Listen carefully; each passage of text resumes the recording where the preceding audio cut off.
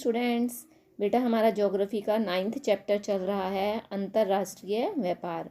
तो इसके अंदर हम हाफ चैप्टर कल डिस्कस कर चुके हैं। बहुत ही इजी चैप्टर है बेटा। इसके अंदर क्या बताया गया है, इसके अंदर पूरे वर्ल्ड का जो व्यापार होता है पूरे अंतर्राष्ट्रीय मतलब एक देश का दूसरे देश के द्वारा जो व्यापार होता है उसके बारे में इसके अंदर बताया गया है। तो देखिए बेटा, हम कल यहाँ तक इस चैप्टर के अंदर हम यहाँ तक डिस्कस कर चुके थे। आज हमारा नेक्स्ट टॉपिक आ रहा है मुक्त व्यापार की स्थिति। तो इसको ध्यान से सुनना बेटा, बहुत ही ईजी है। देखो इसके नाम से ही पता लग रहा है मुक्त व्यापार, यानी कि मुक्त का मतलब क्या है, ओपन टाइप में है यहाँ पर। ये मुक्त मतलब किसी भी तरह का कोई भी इसके अंदर क्या है, नियम वगैरह नहीं लगाए गए हैं। तो ये क्या बताया गया, अगर व्यापार जो ट्रेड है उसको अच्छे तरीके से करना है, उसका अच्छा रिजल्ट प्राप्त करना है, तो उसके लिए क्या है, मुक्त व्यापार की स्थिति को अपनाना होगा। अगर व्यापार के साथ क्या है, नियम लगा दिए गए, नियम से मतलब जैसे एग्जाम्पल के लिए जैसे जो विकसित देश हैं वो क्या चाहते हैं कि हम विकसित देशों के साथ ही व्यापार करें, वो विकासशील देशों के साथ व्यापार करने में नहीं चाहते हैं। तो इस तरह की जो इंस्ट्रक्शंस लगाई गई हैं, ये जो बीच में नियम लगाए गए हैं, अगर ये नियम व्यापार के साथ बंधते हैं तो क्या है, वो व्यापार भी बंध कर रह जाता है, वो मुक्त नहीं हो पाता है। तो अच्छा रिजल्ट पाने के लिए व्यापार को क्या है, मुक्त रूप से उसकी जो स्थिति है वो मुक्त होनी चाहिए, खुले रूप से होना चाहिए। किसी भी प्रकार की उस पर इंस्ट्रक्शंस या बंधन नहीं होना चाहिए। जब कोई चीज़ बंधन में आ जाती है, उसके ऊपर कोई चीज़ थोप दी जाती है, तो वो क्या है, अपना अच्छा रिजल्ट नहीं दे पाता है।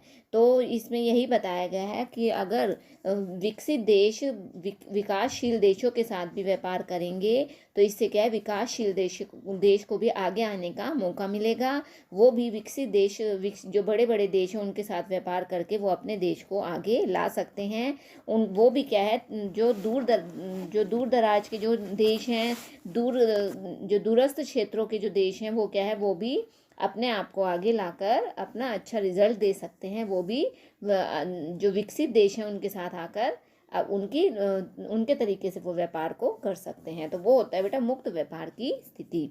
अब इसी के अंदर देखिए एक टॉपिक आया है डंप करना। देखिए ये वाला टॉपिक है डंप करना। देखो डंप करना क्या होता है। डंप करना में क्या होता है बेटा, जब किसी एक ही वस्तु को अलग अलग देशों के अंदर जाकर अलग अलग कीमत के ऊपर बेचा जाता है, तो वो क्या कहलाता है, डंप करना कहलाता है। समझ में आया? एक बार इसको फिर से सुनो। डंप करना क्या होता है, जब किसी एक ही वस्तु को अलग अलग देशों के अंदर जाकर और उसे अलग अलग दाम के ऊपर अलग अलग रेट में अलग अलग कीमत में बेचा जाता है, तो वो क्या डंप करना कहलाता है। एग्जाम्पल के लिए जैसे कोई भी वस्तु ले लीजिए आप, कोई भी चीज़ है उसको क्या है, जैसे जापान के अंदर जाकर तो क्या है उस वस्तु को, जैसे अब रेशम का ही एग्जांपल ले लीजिए। अब जो रेशम है, रेशम से बनी हुई जो साड़ियाँ हैं, सिल्क की साड़ियाँ हैं या कोई भी मटेरियल है रेशम का, वो क्या है जापान में जाकर तो उसे क्या है 1000 रुपये में बेचा जा रहा है। लेकिन सेम उसी मटेरियल को चाइना में ले जाकर उसे 1500 रुपये में बेचा जा रहा है, और सेम वही मटेरियल भारत में लाकर उसे 2000 रुपये में बेचा जा रहा है। तो इस प्रकार से वो जो ये प्रोसेस होता है, ये प्रक्रिया होती है, वो क्या कहलाती है, डंप करना कहलाता है। कि मतलब एक ही चीज़ का जब अलग अलग देशों के अंदर जाकर उसको अलग अलग कीमत पर बेचा जाता है तो वो डंप करना कहलाता है। और ये जो डंप है वो भी क्या है, मुक्त व्यापार की स्थिति के अंदर नहीं आता है। एक तरह से क्या है, इसको क्या है मतलब कीमत के अंदर इस चीज़ को बांध दिया गया है। हर देश के अंदर जाकर उसे अलग अलग रेट के अंदर बेचा जा रहा है। तो वो क्या है, वो जो विकसित देश है वो तो उस चीज़ को हैंड ओवर करने के काबिल हैं, बट जो विकासशील देश है वो इस चीज़ को के योग्य नहीं है, वो इस चीज़ को सहन नहीं कर पाते, और कहीं ना कहीं उन्हें नुकसान उठाना पड़ता है। तो ये था बेटा डंप करने की जो क्रिया होती है वो क्या कहलाती है। ओके, आगे देखो बच्चों, नेक्स्ट टॉपिक है बेटा हमारा विश्व व्यापार संगठन। नेक्स्ट टॉपिक के अंदर देखिए बेटा, नेक्स्ट टॉपिक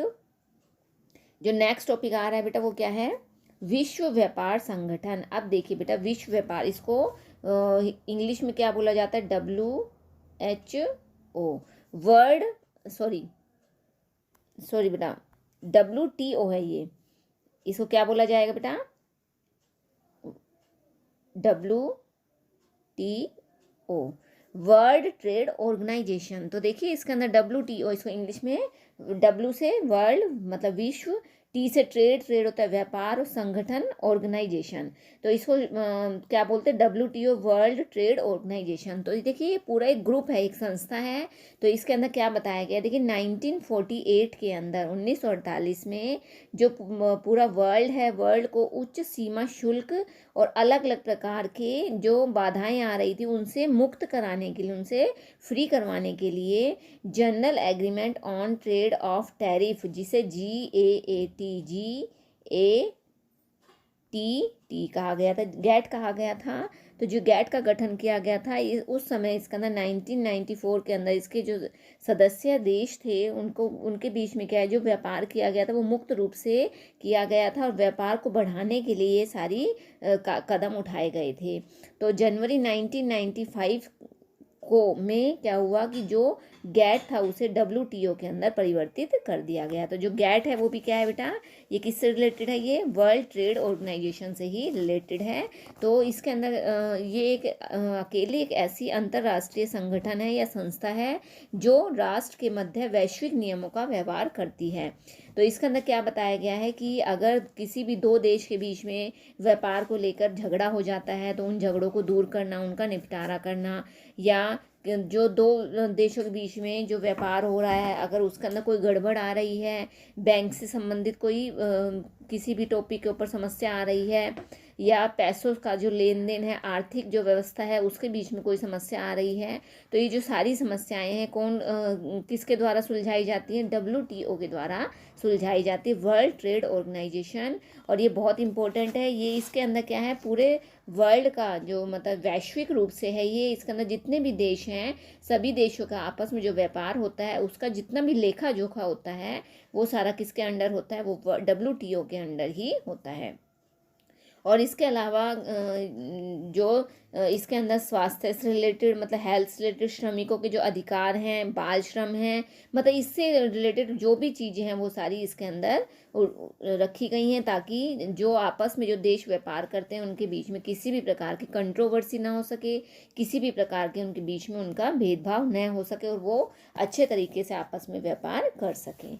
आगे देखिए बेटा, नेक्स्ट है इसी के अंदर देखिए आगे, अब जो WTO है, वर्ल्ड ट्रेड ऑर्गेनाइजेशन है, इसका जो WTO का जो मुख्यालय है यानी कि हेड ऑफिस है वो कहाँ पर है, जिनेवा स्विट्जरलैंड में है। इसको ध्यान रखना, बहुत इंपॉर्टेंट है बेटा, वेरी शॉर्ट में पूछा जाता है कि WTO world trade organization, WTO का जो हेड ऑफिस है या इसे हिंदी में मुख्यालय बोला जाता है वो कहाँ पर है, जिनेवा स्विट्जरलैंड में है।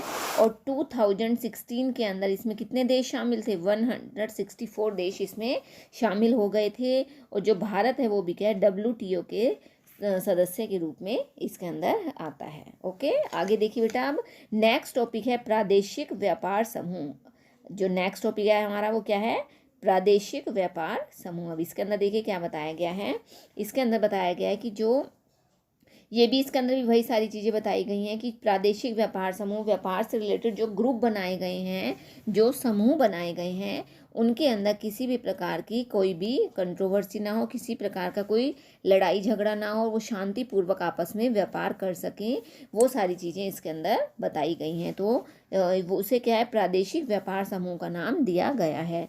अब जो प्रादेशिक व्यापार समूह है इसके अंदर क्या है, आज के टाइम के अंदर 120 प्रादेशिक व्यापार समूह हैं, और जो पूरे वर्ल्ड का जो 52% व्यापार है वो 120 देश आपस में मिलकर करते हैं। इसके अंदर 120 देश शामिल है पूरे वर्ल्ड के, उसके अंदर विकसित और विकासशील दोनों प्रकार के देश इसके अंदर शामिल हैं जो आपस में मिलकर व्यापार करते हैं और अपने व्यापार को आगे बढ़ाते हैं। आगे देखिए बेटा, अंतर्राष्ट्रीय व्यापार से संबंधित मामले। अब जो अंतर्राष्ट्रीय व्यापार यानी कि जो इंटरनेशनल लेवल का जो व्यापार किया जाता है उससे रिलेटेड कुछ बातें इसमें बताई गई हैं। तो उससे रिलेटेड बातों में देखिए क्या क्या बताया गया है कि ये जो प्रादेशिक विशिष्टीकरण है, उत्पादन के उच्च स्तर हैं, रहन सहन के स्तर हैं, वस्तुओं का विश्वव्यापी उपलब्धता, कीमत, वेतन, मतलब और ये ज्ञान, संस्कृति, ये सारी चीज़ें मिलकर क्या है, ये सारी ही चीज़ें किसके अंदर, व्यापार से रिलेटेड हैं। कहीं ना कहीं किसी ना किसी रूप के अंदर ये व्यापार को ये सारी चीज़ें क्या है, प्रभावित करती हैं। इन सारी चीज़ों के बिना व्यापार संभव नहीं है। अब जो जो अंतर्राष्ट्रीय व्यापार है वो क्या है, कुछ देशों के लिए हानिकारक भी है।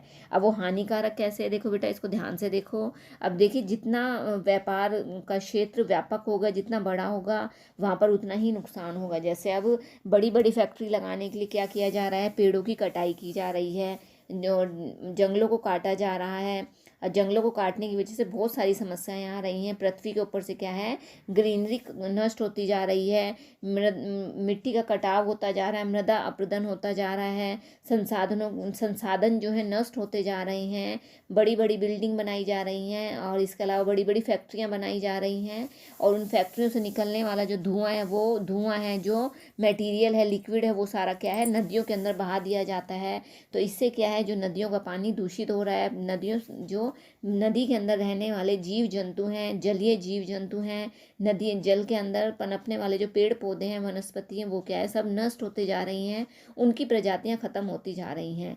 तो ये बहुत सारी चीज़ें हैं जो क्या है, जो व्यापार, जैसे जैसे व्यापार बढ़ता जा रहा है, जैसे जैसे हम इस वर्ल्ड की, संसार की जनसंख्या बढ़ती जा रही है, हर चीज़ के अंदर क्या है, उसके ड्रॉबैक आ रहे हैं, उसकी कमियां आ रही हैं। और कहीं ना कहीं ये सारी चीज़ क्या है, पर्यावरण को प्रभावित कर रही हैं।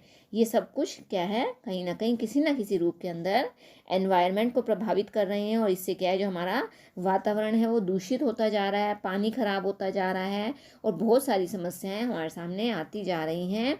और स्वास्थ्य से संबंधित भी, इससे रिलेटेड क्या है, हेल्थ से रिलेटेड भी बहुत सारी समस्याएं आ रही हैं। हेल्थ से रिलेटेड जैसे अब जो कोयला की खान है, उसके अंदर क्या है, जो कर्मचारी कार्य करते हैं उनके साथ बहुत सारी बीमारियां उनको घेर लेती हैं।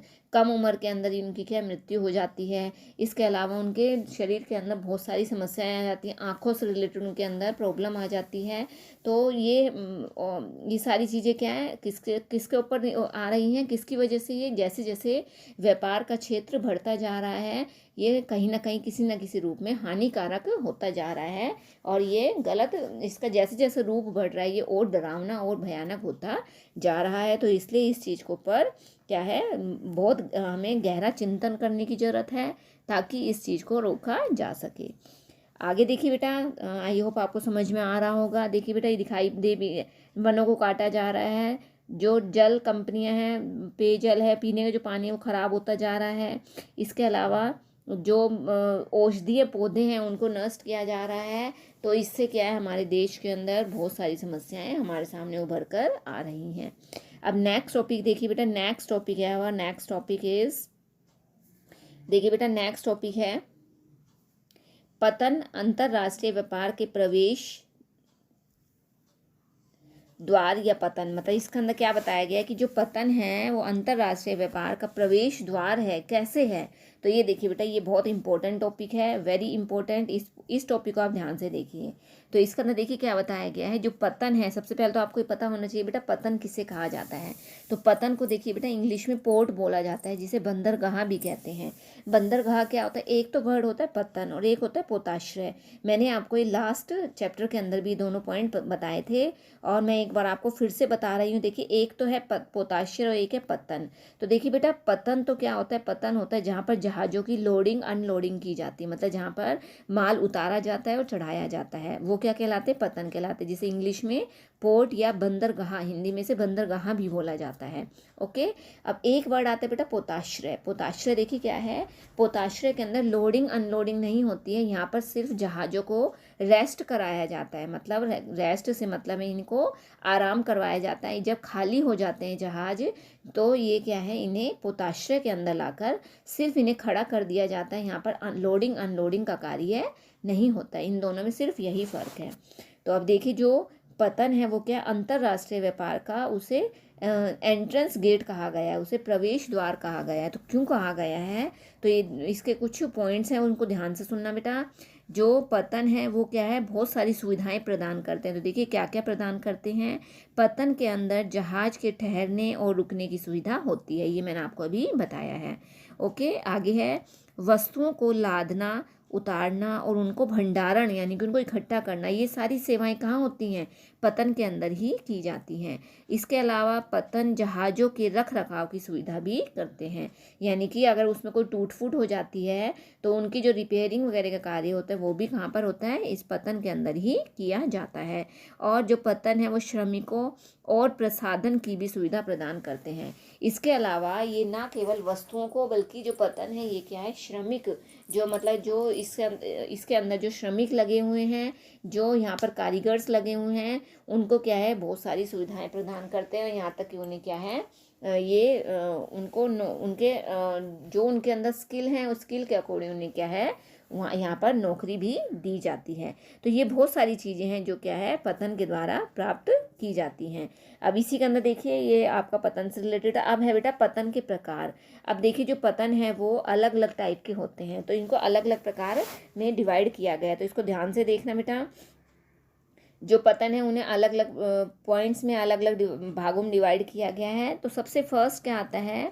नो भार के अनुसार पतन। नो भार, आप देखिए नो भार के अकॉर्डिंग सबसे फर्स्ट है औद्योगिक पतन। औद्योगिक पतन कौन से होते हैं? जहाँ पर क्या है?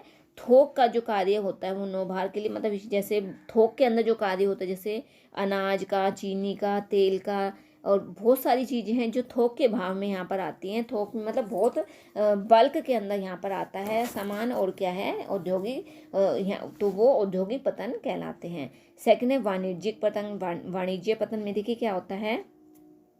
ये विनिर्मित, मतलब ये कच्चा जो माल होता है और उससे तैयार जो वस्तुएं होती हैं उनका उनसे रिलेटेड जो कार्य होता है वो क्या है? वाणिज्यिक पतन कहलाता है। यहाँ पर ये यात्री यातायात का प्रबंध भी करते हैं। इस पतन के ऊपर क्या है? यात्रियों के यातायात का प्रबंध भी किया जाता है। ओके बेटा, आगे देखिए। अब नेक्स्ट थर्ड आता है विस्तृत पतन। थर्ड देखिए बेटा, विस्तृत, थर्ड पॉइंट क्या है? विस्तृत पतन। ये पतन परिमाण में सामान्य नौभार का थोक में प्रबंधन करते हैं, और संसार के जितने भी बड़े बड़े जो पतन हैं वो सारे किसके रूप में हैं? विस्तृत, यानी इसके नाम से पता लग रहा है बहुत विशाल जो बड़े बड़े पतन होते हैं, बड़े बड़े जो बंदरगाह होते हैं वो विस्तृत पतन के अंदर आते हैं। ओके। अब ये तो था नौ भार के हिसाब से, मतलब यहाँ पर नौ भार का मतलब होता है यहाँ पर कि उनका जो साइज वगैरह है उसके अकॉर्डिंग। अब सेकंड आता है बेटा अवस्थिति के आधार पर पतन। अब अवस्थिति के आधार पर पतन देखिए, अवस्थिति के आधार पर पतन के रूप में क्या बताया गया है? फर्स्ट देखिए, इसके अंदर जो फर्स्ट बताया गया है वो है अंतर्देशीय पतन। सबसे फर्स्ट आता है अंतर्देशीय, का मतलब होता है अपने ही देश के अंदर, मतलब ये जो पतन होते हैं वो समुद्री तट से दूर अवस्थित होते हैं और समुद्र से एक नदी या नहर द्वारा जुड़े होते हैं। मतलब ये दूसरे देशों तक नहीं जाते हैं, ये उनके जैसे पतन के पास ही जो नहर वगैरह होती हैं उसके द्वारा ही इसे जोड़ दिया जाता है, समुद्र से या नहर से जोड़ दिया जाता है, और ये अंतर्देशीय पतन कहलाते हैं। इसमें एग्जाम्पल दिया है, मानचेस्टर एक नहर से जुड़ी हुई है। इसके अलावा कोलकाता में जो हुगली नदी है, गंगा नदी की एक शाखा है। ये मतलब छोटे छोटे जो पतन होते हैं वो अंतर्देशीय पतन कहलाते हैं। ओके। सेकंड है बेटा बाह्य पतन। अब बाह्य पतन के अंदर देखिए, बाह्य देखिए उस नाम से ही पता लग रहा है, जो गहरे और बड़े बड़े जो पतन होते हैं वो ये बड़े बड़े, मतलब ये सारे पतन क्या एक दूसरे से दूर दूर बने हुए होते हैं। और इसके अंदर कौन कौन से एग्जाम्पल आते हैं जो ये बाह्य पतन है? इसके अंदर देखिए बेटा, इसके अंदर इसके एग्जाम्पल दिए गए हैं। एथेंस और यूनान में इसके बाह्य पतन। पेरिस एक उच्च कोटि का बड़ा पतन है। मतलब ये क्या है? जब देशों से बाहर जाकर जो बंदरगाह होते हैं, पतन होते हैं, वो क्या कहलाते हैं? बाह्य पतन कहलाते हैं। अब नेक्स्ट हेडिंग है बेटा, नेक्स्ट हेडिंग देखिए, इसके अंदर जो नेक्स्ट हेडिंग है वो क्या है? विशिष्टीकृत क्रियाकलापों के आधार पर पतन। जो अलग, मतलब विशिष्टीकृत मतलब उसकी कुछ खास विशेषता के आधार पर पतन को अलग अलग भागों में डिवाइड किया गया है। तो देखिए सबसे फर्स्ट क्या है इसके अंदर? सबसे फर्स्ट आता है बेटा तैल पतन। तैल पतन के अंदर देखिए बेटा क्या है? ये पतन तेल के, मतलब तेल से रिलेटेड जो पतन होते हैं वो यहाँ पर कैसे? तेल से रिलेटेड लिक्विड जो पतन है उनका ही लिक्विड जो चीज़ें उनका ही यहाँ पर लोडिंग अनलोडिंग की जाती है। इसमें टैंकर पतन भी इसे कहा जाता है, और इसके एग्जाम्पल बहुत सारे दे रखे हैं इसके अंदर। तो इसमें देखिए लेबनान का त्रिपोली टैंकर पतन, पार्शिया की खाड़ी पर अबादान, ये सारे क्या है? तेल शोधन पतन। यहाँ पर सिर्फ तेल का ही आदान प्रदान होता है यहाँ पर, और किसी वस्तु का आदान प्रदान नहीं किया जाता है। नेक्स्ट है बेटा मार्ग या विश्राम पतन। देखो इसके नाम से ही पता लग रहा है, मार्ग या विश्राम पतन। ये पतन क्या होते हैं, इसके अंदर क्या है, इसके अंदर विश्राम केंद्र बनाए गए हैं, यानी कि जब कोई बहुत लंबी दूरी के जहाज आ रहे हैं, बहुत दूर से वो सामान लेकर आ रहे हैं, तो वो यहाँ पर क्या है, सामान को मतलब यहाँ पर जहाज को रोका जाता है। अगर जहाज में तेल ख़त्म हो गया, ईंधन ख़त्म हो गया है, तो उसमें ईंधन भरने के लिए तेल, जल भरना, ईंधन भरना, या कोई भी खाद्य सामग्री, मतलब कोई भी उसके अंदर कुछ टूट फूट हो गई है, कुछ दिक्कत आ रही है, तो उससे रिलेटेड कोई भी कार्य, मतलब यहाँ पर क्या, उन्हें लाकर एक तरह से रोक लिया जाता है, विश्राम करवाया जाता है। अगर उसमें कुछ कमी आ रही है यहाँ, तो वो सारी कमियों को दूर करके इन्हें फिर आगे भेजा जाता है। तो वो क्या कहलाते हैं, विश्राम पतन या मार्ग पतन कहलाते हैं। तो इसका अंदर एग्जाम्पल क्या है, अदन या होनोलुलु और सिंगापुर, ये सारे क्या है, मार्ग पतन या विश्राम पतन के एग्जाम्पल हैं। अब नेक्स्ट देखिए बेटा, थर्ड पॉइंट क्या है हमारा, जो थर्ड पॉइंट है उसके अंदर देखिए क्या आता है। थर्ड पॉइंट के अंदर थर्ड पॉइंट है पैकेट स्टेशन। पैकेट स्टेशन के अंदर देखिए, इनको फेरी पतन के नाम से भी जाना जाता है, और ये छोटी दूरियों के जो मतलब स्टेशन होते हैं वहाँ तक के लिए ही ये दूरी को तय करते हैं। और इसके अंदर क्या है, जो पैकेट पतन है, पैकेट पतन के अंदर देखिए क्या बताया गया, इन्हें फेरी पतन भी कहते हैं, और छोटी दूरियों को मापते हैं, और ये यात्रियों से भी जुड़े हुए होते हैं। और ये क्या, यात्री परिवहन से भी जुड़े होते हैं, यात्रियों को मतलब एक स्थान से दूसरे स्थान पर लेकर जाते हैं। तो इसमें किसका एग्जाम्पल है, इंग्लिश चैनल के आर पार इंग्लैंड में डोवर और फ्रांस में कैलाइस जो पतन है वो इसके एग्जाम्पल हैं। ओके, नेक्स्ट है बेटा, नेक्स्ट देखिए, नेक्स्ट पॉइंट है, नेक्स्ट पॉइंट का ना देखिए, आंथ्रोपोपतन। आंथ्रोपो क्या है, ये एक एकत्रण केंद्र हैं जहां विभिन्न देशों से निर्यात हेतु वस्तुएं लाई जाती हैं, यानी कि हर देश की जो वस्तुएं निर्यात की जाने वाली वस्तुएं, उनको यहाँ लाकर इकट्ठा किया जाता है और फिर उन्हें आगे अलग अलग देशों के अंदर भेजा जाता है। तो वो आंथ्रोपोपतन कहलाते हैं। इसका एग्जाम्पल है यूरोप का रोटरडम और बाल्टिक क्षेत्र का कोपेनहेगन, ये सारे क्या है, आंथ्रोपोपतन के अंदर आते हैं। और नेक्स्ट हमारा लास्ट टॉपिक देखिए बेटा, लास्ट टॉपिक क्या है हमारा, लास्ट टॉपिक है नौसेना पतन। नौसेना पतन करना देखिए, ये केवल सामाजिक महत्व के पतन है। देखो इसके नाम से पता लग रहा है ये सैनिकों से रिलेटेड है। तो यहाँ पर क्या है, जो युद्ध के जहाज है, मतलब सैनिकों के लिए जो जहाज बनाए जाते हैं, उनकी मरम्मत के लिए जो कार्यशाला है, वो सारी क्या है, किसके अंदर आते हैं, वो सारे नौसेना पतन के अंदर आते हैं। और इसका एग्जाम्पल है, इसमें एग्जाम्पल दिया गया है कोची और कारवाड़, जो भारत के कोची और कारवाड़ ये भारत के अंदर आते हैं। ये ऐसे ही पतन के एग्जाम्पल हैं, उदाहरण हैं। तो बेटा ये हमारा आज चैप्टर कंप्लीट हो गया है। आई होप आप सभी बच्चों को समझ में आ गया होगा। मैंने अपने तरफ से बेटा पूरी कोशिश की है इसको इजी लैंग्वेज में समझाने की। फिर भी अगर आपको किसी भी प्रकार का डाउट है तो बेटा आप मुझसे डिस्कस करोगे। ओके, थैंक यू बेटा।